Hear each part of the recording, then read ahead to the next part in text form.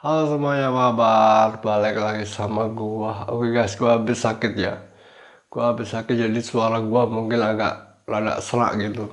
Tapi gua mau ngasih tahu kalian nih, kan kemarin gua di podcast Derby Romero gua ngomong kalau Om Tifatul Sembiring itu ngomong tentang internet cepat buat apa itu bukan karena dia itu kurang cerdas, tapi karena dia itu tahu tentang gua, jadi dia ngomong internet cepat buat apa itu. Nah, yang mau gua bahas hari ini adalah kok gua tahu kalau Om Tifatul Sembiring tahu tentang gua gitu.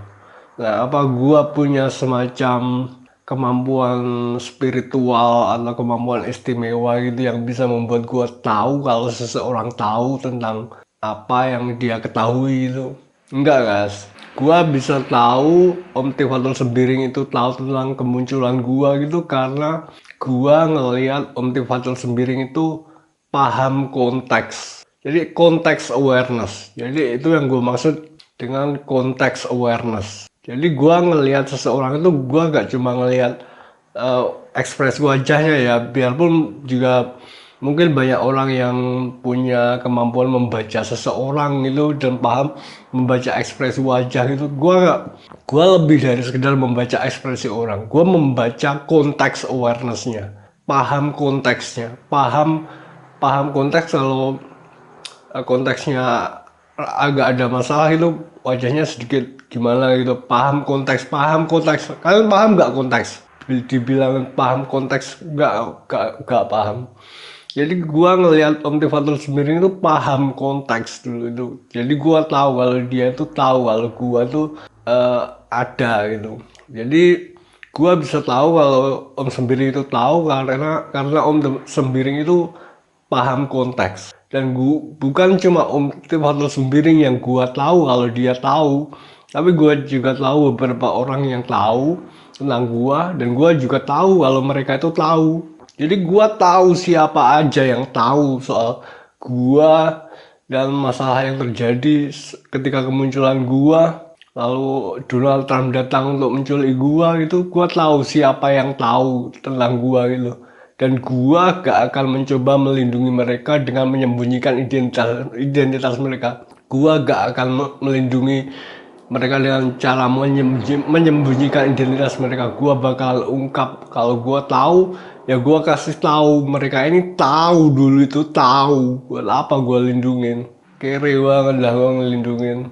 Gak ada tuh yang namanya praduga tidak bersalah. Kalau gue tahu, gue kasih tahu. Ini orang ini dulu itu tahu soal gue dan masih melakukan tindakan tercela tersebut. Gitu. Jadi gue kasih tahu nih, orang ini tahu tentang gue dulu.